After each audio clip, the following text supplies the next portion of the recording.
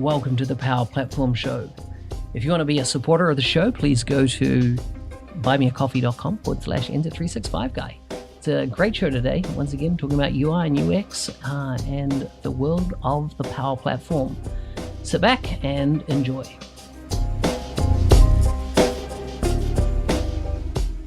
Today's guest is from California in the United States. He is a developer and consultant at SwiftFox Consulting. You can follow him on Twitter at Yusuf Shariff and visit his blog at swiftfox.io to learn more about this brilliant technology, Power Apps, Power Platform, that type of thing. Welcome to the show, Yusuf. Thank you. I'm so excited. I've been binge listening to your podcast and I'm in love with it. Awesome. Well, I love the subject that we're going to discuss today, and I'm really keen to get your input and insights and experience and share it with the wider community, right? So everybody can learn. But before we jump there, I always like to get to know the folks that come on the show. And so tell us a bit about family, food, and fun. So I live in Laguna Beach, California, which it has to be my favorite city I've ever lived in. It's right on the beach. So not to sound like I'm bragging, but I do see the ocean right now. And is it the Pacific Ocean? Yep. And it's right, like literally, walking distance to the beach. And it feels like a brag, but there's some cons. I live in a small space to live in this area, but it was just one of these things. My partner and I decided to move here because we both we needed peace and calm. And, I've lived in cities, I've worked out of New York, I've been all over the place. And this was this is our calming location. And so we've lived here now for 4 or 5 years, and we both have such chaotic schedules. Me with consulting and constantly busy, and him, he's an event planner. So he does these huge, massive weddings, crazy events all the time, it feels like. And so this was really just our calming location to live in. And for fun, ironically, I used to surf throughout my life, and since I've been here, I've not surfed. No way. I think, I don't know what it is. Every year you get a little older, you get a little more scared of things. At least I do. And I have now an irrational fear of the ocean. I don't know how I've surfed for 27 years or whatever, and now the last 4 years or so I'm freaked out about the ocean, but I still get close enough. And I feel like for fun, we're just always having family over, having friends over, just doing pool days, making margaritas and tacos. We love cooking. We're huge into cooking. We're huge into making drinks and just hosting family and friends all the time. I feel like that's my happy reward to myself. After you work so hard, what makes me happiest is having family and friends over and being able to have those awesome moments and get to have a glass of wine overlooking the sunset. Yeah, I love it. Here's the crazy thing. I'm on the other side of that ocean, so I look out over the Pacific Ocean as well. But it's the other side of it. So if the world was flat, perhaps we would be looking at each other. Yeah, exactly. I'll get my binoculars out. Totally. Now, you mentioned drink, and I'm a big cocktail fan. In fact, my wife is, we're just going through the design phase of a full in-house bar being built. And if I was to classify what type of bar, I'm not a big beer drinker, although I do, like a beer, but it's a full-on cocktail bar that I'm building. So tell me, what's your go-to cocktail? Okay, so I love that because we are looking at places, and there's a place we're eyeing right now that has a huge built-in bar that the owners have put. And so I love that you're doing that. But my go-to cocktail is kind of doesn't make any sense. I love coming up with margarita recipes, and it doesn't make sense because I don't really drink tequila. I get heartburn from the citrus and everything, but it's my favorite thing to make. Yeah. I think it's the most fun thing to make. So that's usually when I'm trying to do something cool. I'll make some kind of new invention for margarita or just a really fresh margarita. I found like Yeah. having a pitcher of lemons and limes and soaking tequila for like 5 days before you have people over Wow. I really like makes a this. huge difference in taste, especially Yeah. anything with cucumbers. So Mm-hmm. I'm probably more of a vodka drinker, and I will definitely like always enjoy soaking it into cucumbers and making like a Nice. nice lemon cucumber kind of Mm. cocktail, which also works with tequila. Yeah. Yeah. It's interesting because tequila, my understanding is the only alcohol that is an upper where most, there are depressants in most other alcohols. But yeah, my understanding is that tequila is an upper. Like it takes you there. Yeah, and I don't know what it's in it because we went to Tequila, Mexico 2 years ago. Mm-hmm. Mm-hmm. Um, Wow. so my partner's from Mexico. Oh, awesome. His family's from 30 minutes from Tequila, and Mm-hmm. we went there, and even just tasting the tequila from there, which is crazy because I've done wine Mm-hmm. tasting, and you think, well, it's a lot of wine to be drinking one day. Yeah, They do yeah. that with tequila, which is Wow. outrageous because you're just like, we've probably had like 6 shots of tequila at this point. Like, who does this, you know? But Yeah. it tastes is so it's crazy how much more fresh and Yeah. like smooth it is from right there. I mean, Yeah. there every drive you go on is nothing but agave plants everywhere. Mm. I've got to do that one day. It's Do you know, amazing.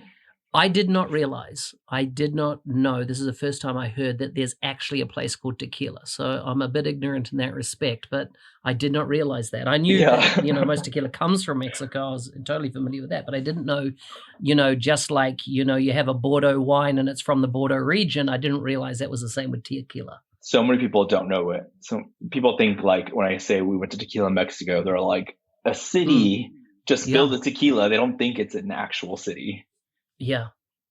Amazing. Well, I'm sure we could talk for hours on tequila, but I really want to talk about uh, user interface design and user experience design when it comes to app making on the Power Platform. So before we unpack that, tell us a bit about your journey into the Power Platform. Yeah. So I mean, and I'll try not to make it long-winded. I started First of all, I started in journalism and I Mm-hmm. realized that's too slow paced for me. Granted, there's obviously a fast paced journalism, but it wasn't something I was like in love with. I Mm-hmm. really wanted to go to school for graphic design because at the time my uncle owned a design studio and I would sit there and practice, using Photoshop and Illustrator and all that Mm-hmm. stuff. Mm-hmm. Mm-hmm. But my dad's from Lebanon, my mom's from Mexico, and I think it's very that immigrant kind of mindset that Mm-hmm. design is not a real job. Yep. It's Yep. like, no, you have to do something else. You have to be a Yeah. lawyer or a doctor. Those are your options. And Mm-hmm. I just was never really good at school. I was not a book smart person. So I kind of struggled between things, like trying to figure out what I can do. And I ended up working at Quicksilver, the surf Mm-hmm. company, Oh yeah. and Yeah. Yeah. I Okay. started doing a little production design. Mm-hmm. So I was able to take kind of everything I went to school for and find like, an internship that kind of met a little bit of best of all. Mm-hmm. And what I found out was that I was a very bossy person, not in a rude way, but like I wanted everything to be organized a certain way. Mm-hmm. And I was constantly going everyone's design files and organizing them. And so I got into operations and business process management. And that's what I did for like 10 years. I always wanted to take a problem and find an easier way to make that process work and Mm-hmm. really solve everyone's, pains and aches and all that. And it ended up bringing me to the point where I started getting into SharePoint, figuring out what I Okay. can do with SharePoint, list management, and then Power Apps had just come out. And at the time, I was Mm-hmm. like, all right, this is still a little janky. I don't think I can do much with it, but I'm keeping my eye on it because it seems like it's growing pretty fast. Mm. And I started with following videos from Laura Rogers. She's Nice. like, the big SharePoint Yeah. Power Yeah. Apps Mm-hmm. person. Shane Young a little bit. I Mm-hmm. think I geared towards Laura Rogers because she was in SharePoint still, so it was that kind Mm-hmm. of perfect transition.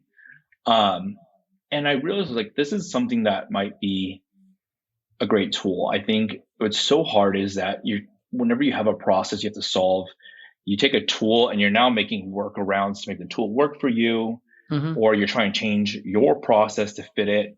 And so I got into it because I needed that customization. I needed that freedom to build something. And I can tell that Microsoft was really putting their dollar towards the Power Platform by making sure it will grow as a software.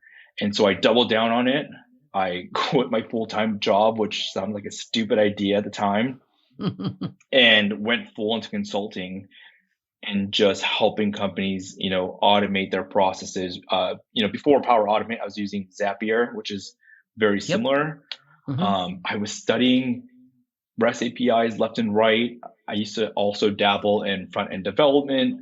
I kind of tried everything because for me, I can't help a process if I don't understand what every person that plays a role in it does. Like I had to understand it. So, I study analytics. I met with data analytics all the time, like meeting with, all these guys that created these huge Power BI reports and Tableau reports, because I was like, I need to understand everything so I can come up with the best solution for a process. So I've been everywhere. Yeah.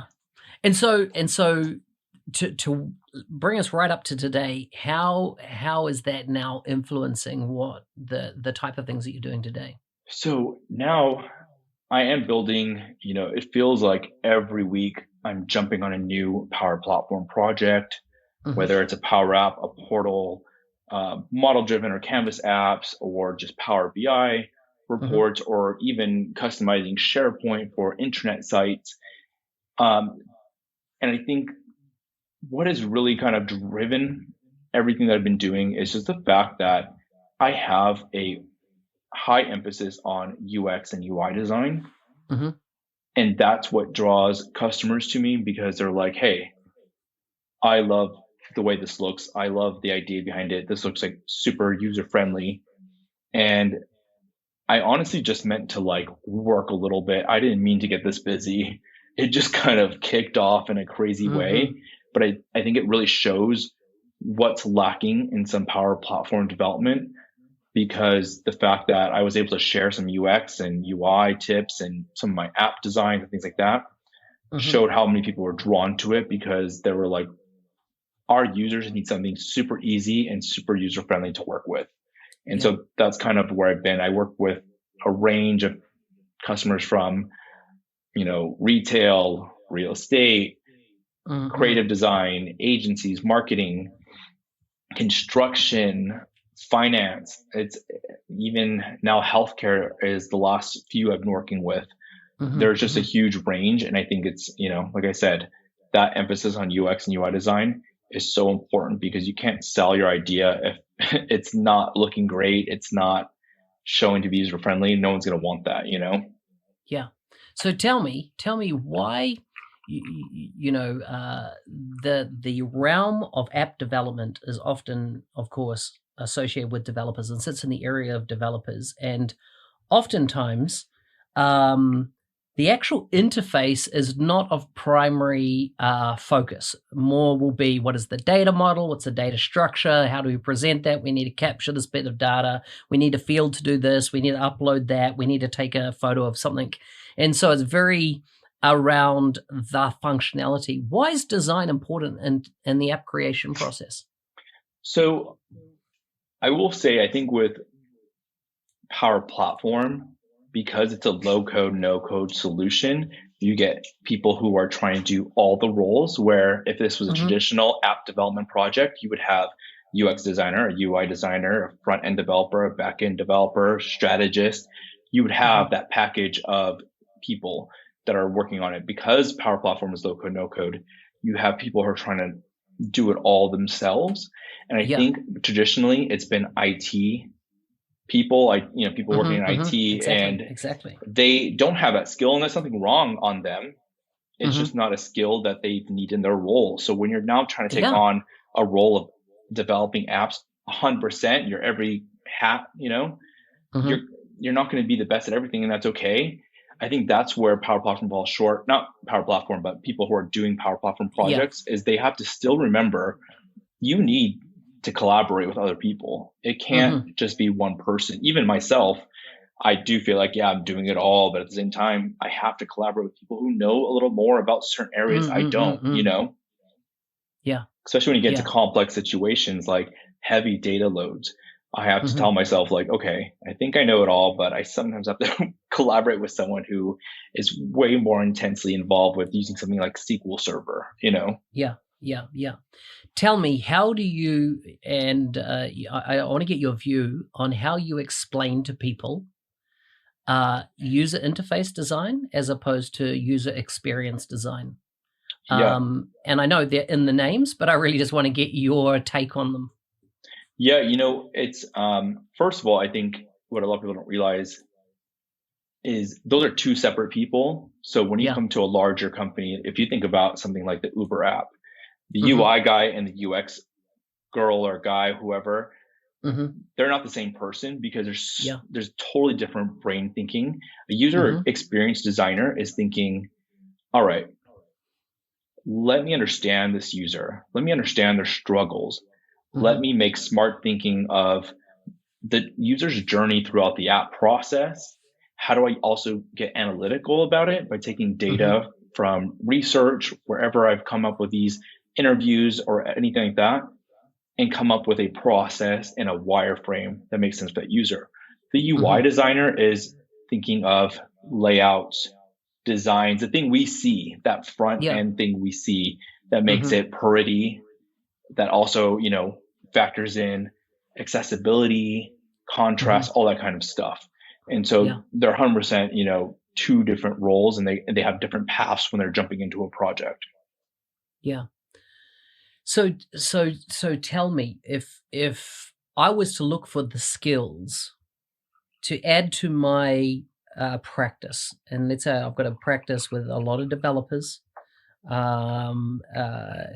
know data structure, that type of thing, and I really wanted to almost over-index now on getting design nailed and user experience nailed. What type of skills, what type of qualifications should I be looking for?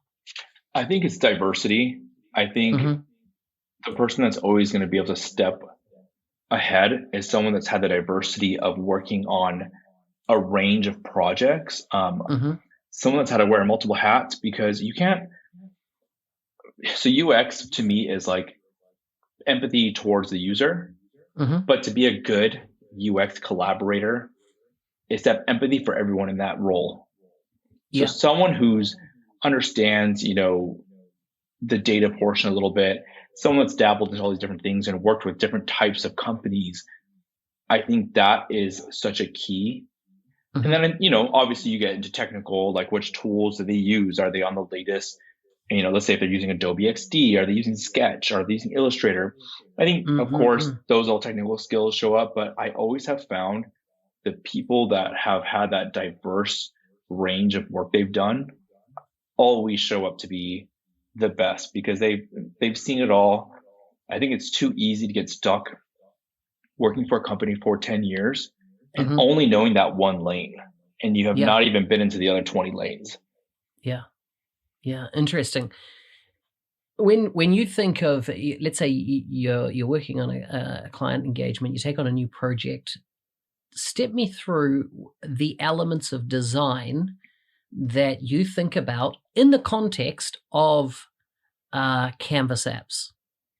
So when it comes to Canvas apps, anytime I do kind of trainings or if it's a conference or anything like that, I always say, just remember, just because it's low code, no code tools, you still need to go through the full app development process. There's no corners to cut. Yes, they're a little faster, but don't cut them. And it comes to user empathy. Who is this user that's coming in? Too often you get paired up with a customer's lead who is the IT person or maybe the higher up person who doesn't know what the day-to-day person comes up with. So right away, I figure out who everyone that will be touching this app, who's in this process, who they are, what they do, what their day-to-day is like. I'm trying to empathize with the person who is running 15 minutes late in a panic, trying to like hurry up and answer 1,000 emails, has to also do like data entry, has to do customer facing work that's spread thin. I try to think of that person. So I go through that process of really understanding who's in this and what's important. When it comes to design, my rule is that someone with no experience in the job can just open an app and understand exactly what to do. I want it to be so dummy proof that there's you don't need a tutorial, you don't need a wiki page with 20 pages of how to get through an app. Yeah. Elon Musk has a quote along those lines, is that if I need a manual, you've designed it wrong. Oh, I've heard that one. I wish I actually am like, he's like the kind of have an obsession with him right now because he's such a weird, interesting character. Totally. I'm like so fascinated by the way he thinks that I'm like, what goes on in that head, you know? Yeah. He's definitely the Tony Stark, right, of our world. Totally. Tell me about data representation. Like sometimes you have a phenomenal amount of data to represent in a iPhone screen. When you think about how you're going to represent data via either menu systems and or collections, etc., what do you think about? And how do you kind of drive to an outcome that you know is going to be that fully empathizes, as you say, with the person that's going to use that not just for once or twice, but maybe weeks, months, years within the organizations that they work in? Yeah, I always feel like what you're told, again, by the person that you've been paired up with for the customer, they are like thinking to themselves, oh no, we're going to have like 80,000 rows of data. And I always find that is not the case. There's no one in the world that's like, I'm going to go through 80,000 records today. That doesn't happen. So I always think you need to drill down to someone who's on the fly, making an update, inputting data, editing data. And I really try to drill down to making it as customizable and specific to that user as possible. So even if I'm doing a Canvas app based off of a SharePoint database, I'll add a SharePoint list that lets them customize what they view. So something like, I want to filter by this category and I want records for this specific department, so they can save it and that can be on the fly, on start data collection. I think it's super important to add something like that because most of the time you're doing a data process or a workflow that is involving more than just one department. Yeah. Give me an example of where you've seen UX, UI, front-end developers, back-end developers, strategists, etc., all coming together and working harmoniously in a build.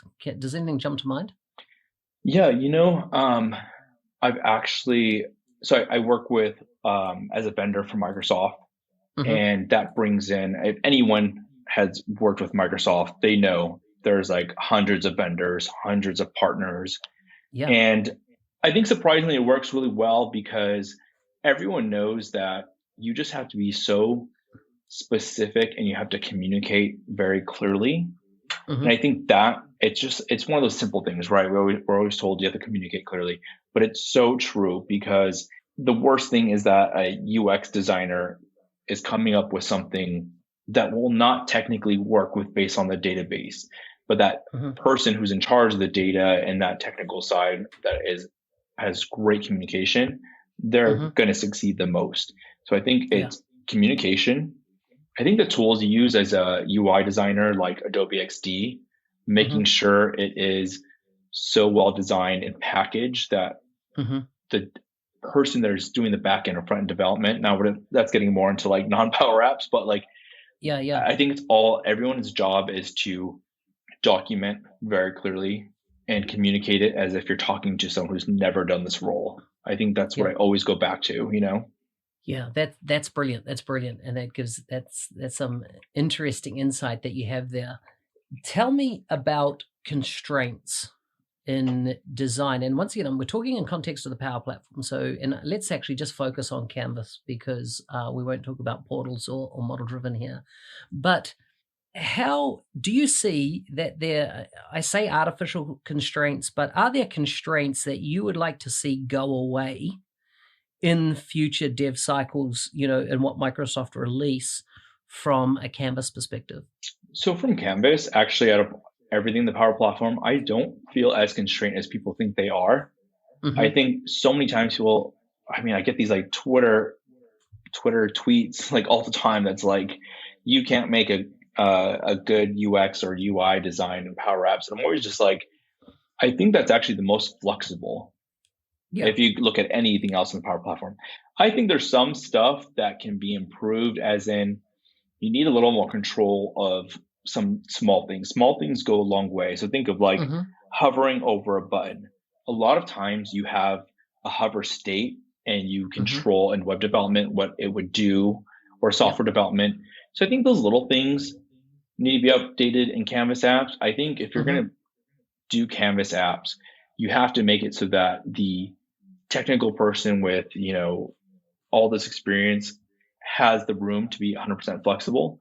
And then just have your defaults for those, those people who are non-technical, first time, Power App developers, that they can use templates. I think it's just like, you can't say this is a low code, no code solution, because Canvas apps has such a range. There's some high code things you do in Power Apps, and there's some low code. So you really have to satisfy both ends of the spectrum, to be honest. Model driven apps, like I know, like we're specific Canvas apps, but model driven apps, it's like specific. So the person is building them. So I think with Canvas apps, you have to keep in mind that you're going to have a first time person who wants to do a no code tool, and then you have that complex person who knows what they're doing and needs flexibility for it all. And so I think they really need to like have two different, teams at Microsoft that are solving for those two different groups. Yeah. Have you had much to do with PCF? Yeah. So I do, I'm the type that's like always trying to push the envelope, trying to find how I can break something, come out of the box and get more complex and get exactly what I need.